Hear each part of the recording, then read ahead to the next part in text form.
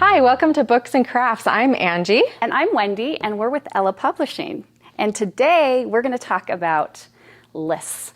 Fun lists, okay? Lists that you can use to record your life, memories, whatever it is. It's a great and easy way to write. And a great book, of course, that we both like is called Listography. That's the brand, and they have quite a few different themed books. There's one about music and places you travel to, and this one is called Your Life in Lists. And you can see that it's a fun, large size. You can take it with you, and you can journal about just about everything. This one says, list your favorite magazines. And I take it with me, and I have whoever's with me, we do it together. And this one says, this talks about your favorite teachers. So there's myself, Mrs. Holt, love you. There's Nathan, that's one of my kids, and my brother Sean. So we sat down and did this together. Were you each listed your favorite teachers? Yeah. Oh, yeah. That's fun. And let me just put in let me just say something. For those of you with teenagers, you know how difficult it is to talk, or not for yourself, but to get them to talk. This is a great way because they like to talk about themselves. You know what? I found that too. And in fact, we were so inspired by the Listography brand that we decided at Ella Publishing to release our own version of lists, because one thing that may be a weakness in the book part, it's all bound together, and you might not want to write about all the lists that are in there. There are some that certainly wouldn't apply to every person. There's some that are a little personal, things you wouldn't necessarily want to write down. Or let everybody see. Exactly. So I think Wendy and I were brainstorming, and we thought, let's come up with our own set of lists that are downloadable. So you can create a list journal of your own that has just the lists that you want. We have 3 different listed products, and one is based on holidays, one is based on your everyday life, and one is based on your childhood. And you can there's like between 90 and 100 lists in each book, one. And you can just print the ones you want, so you're not stuck with doing all of them. Yeah, so this is an example of our holiday list put together in a bound journal. And it says, My Life in Lists, a guided journal on the front. And inside, you can just see this cute little shape. Another reason that we wanted to do it on our own is we wanted something that would be easy to print and stick right on a scrapbook page. Totally. And so you can resize it kind of based on what it is you're looking to do. These are sized, 4 by 6, yeah, 5 they're by perfectly 7. 4 by 6. So you could also print one for like a little mini album. You could print one list and then put a 4 by 6 photo next to it in a photo album, and there you go. That's easy journaling, easy photos. So this is a bound notebook with all the lists, but if you just wanted one list that inspired a particular page, this one says, if I could marry an object, I'd pledge my undying love to the following. And one of the things... That is so funny. It's inspired by Valentine's Day. It's from the holiday list. And I happen to love the Bob stroller, the Bob jogging stroller that I take my little baby around in. So I had a list of all the things I love, and I pledged my love on a layout. And it makes you sound really witty, too. I love that.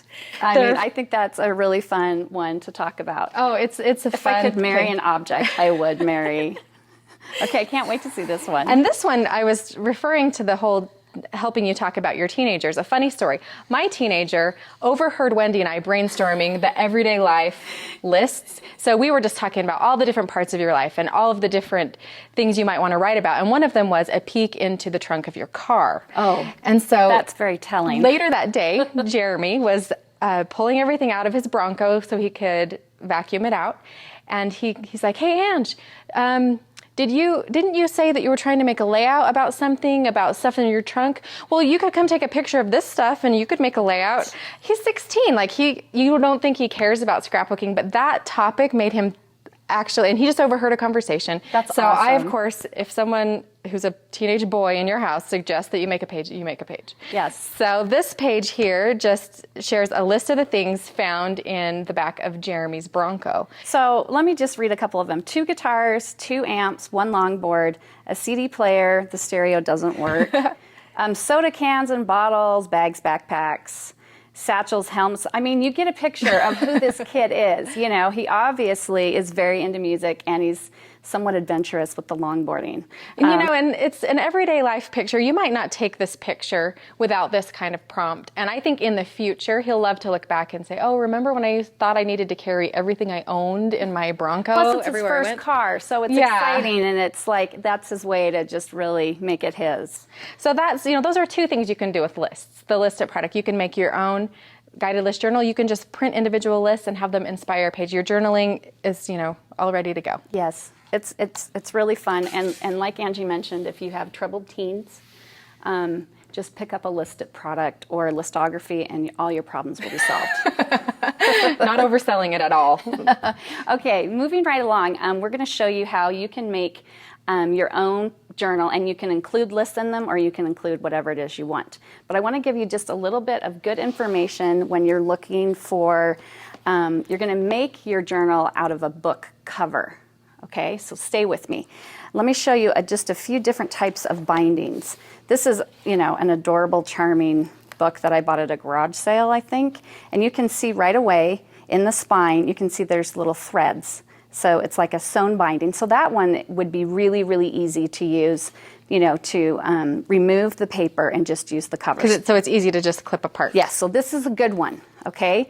Now, when you're looking at books that are more what you can buy today with paperbacks, they're bound, I think it's called perfect binding, and there's really, you know, it's really hard to remove all those pages without totally destroying, you know, your cover. So you want to avoid these types. Okay. And then the other type is, you know, there's spiral binding, which is actually really easy to remove because all you have to do is clip the spirals and everything like a comes cookbook. out. A cookbook would be great. And you do want to look for something that has a sturdy cover, which is another reason why the paperback one wouldn't work. So once you have your books, and here's one that I'm going to show you. Nice hardbound, kind of a funny cover, but really you're looking for the size is what's most important to you. And you're finding these just at like a thrift store or a garage sale. Or, you know, maybe your grandma's or maybe your house. And if you look on the inside, you can see that it's adhered with almost like, it's like book tape, okay? Really, really easy to remove. And whatever type of craft knife that you have, or, you know, even a really sharp pair of scissors, is you're just going to start somewhere and just kind of drag your knife, and it makes that kind of yucky noise. But you know, you don't want to apply too much pressure to go through the book cover You're itself. just cutting through the tape, right? Exactly. You're just trying to remove the insides or the guts. Okay, so see how easy that was? And I already had cut the back out. So the inside comes out just like that. Feel free to set it aside and save for another project. But then what you have is just the book, and then you can see the exposed spine, and you can see that really the board is just part of the cover.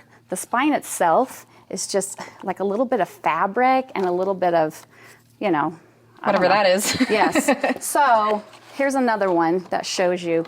And then all you need to do then is just take your scissors and cut the two boards. So you're just basically getting rid of the spine. And you know, you could use your craft knife to do it too. I like to use a good sharp pair of scissors. That's my personal preference. And after you've done your cover, and you can use whatever kind of binding tool that you have. In fact, we'll most likely be doing a whole episode on binding because it's just so much fun, and there's some great products out there. But you can see, here's your book cover. Now, if you wanted to, you could cover this with paper, or you could use it exposed, depending on what your preference is. So now that you have your book, you need your insides. And as we saw earlier in the listed one, all of the insides are printed, and they're all uniform, and it's all nice and tidy. Well, mine's not going to be nice and tidy because I like to use, you know, bits and things like that. And so I went to my scraps and also book pages and printed lists. And look at, I mean, this is even a catalog with some great colors. So you're going for more an eclectic kind of collection. Yes. And maybe an art journal. Exactly. And you can use, you know, blank paper, whatever. But the goal is to make something fun to write on and journal and attach photos to, and also with some lists in there. So once you have, you know, you can decide the sizes. You can do the same or different sizes. And then you're going to take your You're going to bind them using whatever type of binding tool. I used the Bind It All from a company called Zutter. And same one I used for the binding here in the My Life in Lists. And it basically punches holes, and you can see that here's your spiral binding, and you just start building it from the back forward. So on the very back is actually this is the front, so I guess it doesn't really matter. The front backwards. So you can see the binding, and it's open. And so what you do is you just go ahead and start building and putting everything inside. Now, who is this for? I'm making this for my sister for her 40th birthday. Surprise, So Lori. a lot of the lists in there have questions about her childhood. And then you can see that the cover here is attached, and it's already got the holes. Isn't that a cute cover?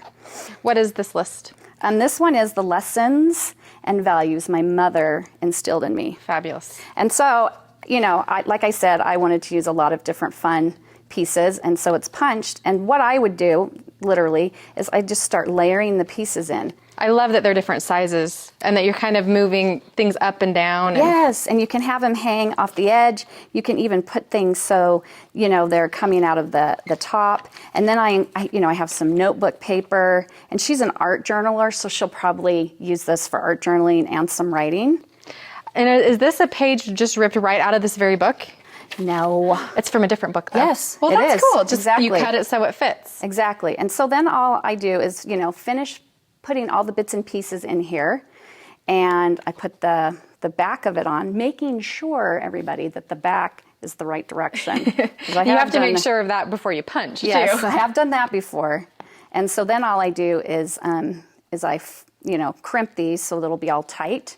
But I just want to show you how on the inside you can see all the different little bits and pieces. And I even used some ephemera packs, and this is from an old book, and I liked the color.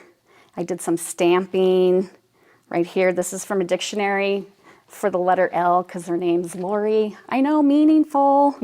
And anyway, you get the idea, and it's just so much fun, and I think it's a great project to do, and you can do it for just anybody, and certainly do one for yourself. Fabulous. That was such a fun project. So let's move on to our book picks for this week. Oh, exciting. We have some really fun ones to share. Should I go first? Yes. I will start. So we've been talking about lists and writing your life in lists. Well, I found a book on a company called knockknock.biz. They have such fun products. They have sticky notes and all kinds of different guided things that are all hilarious. This book is called My Life in Graphs, and it's a different way to journal about your life, especially if you're a visual person. If lists is probably the easiest way to write, especially if you're not a writer. Anyone can just make a list of things. It doesn't require punctuation. It doesn't require any knowledge of grammar. Not even a complete sentence. No, yeah, it's just fragments are totally fine. But if that's still like, I'm more of a visual person. I don't like to write lists. I am more, if you're a person who doodles a lot, maybe you would rather capture your life in graph form. I've never even heard of this, so this is awesome. It's so funny. And, the people at Knock Knock are hilarious. I don't know who they are, but I want to meet them one day. So, for example, this is Bar 7A, an analysis of relationship pet peeves.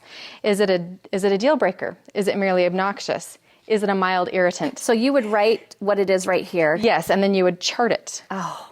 And you could chart it in a kind of colorful way. You could, you could make a bar, paint it, whatever you want to do. Yeah. You can get crazy with this.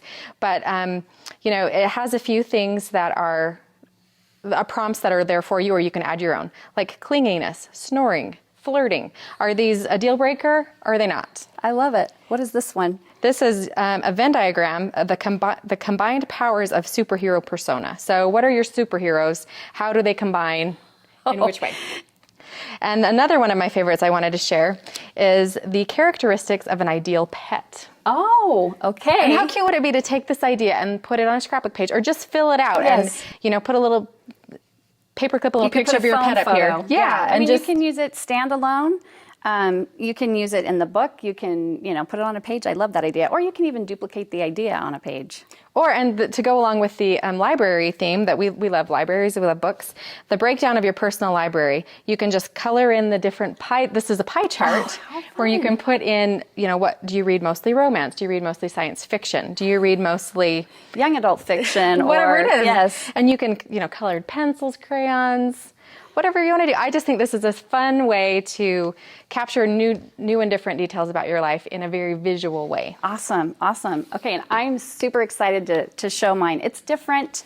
It's, I don't know if I'd say it's a self-help book, but a little bit. And it's called, inspirational for sure. Rules of the Red Rubber Ball. And this is actually red rubber. Okay. It's like so nostalgic to just touch that. I wish you could touch and that. Come on, playground.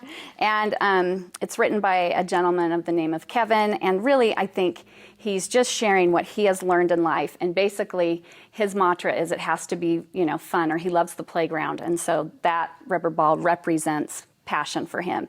And the thing I like about the book is it's interactive and it has bits and pieces, kind of like that journal that I made. And so this is a little flip out page. And then when you turn it over, there's places for you to write, your own answers or ideas. And since we're talking about lists, I absolutely love that it has digestible chunks of text. So it's little snippets. You don't have to read the whole thing all at one time. And this has things listed. Oh, it's just like the perfect little book. I know you'll have a lot of fun looking at this book, and I think you'll find it playful and inspiring. Thank you so much for joining us this week. Please join us next week for more books and crafts. Thank you.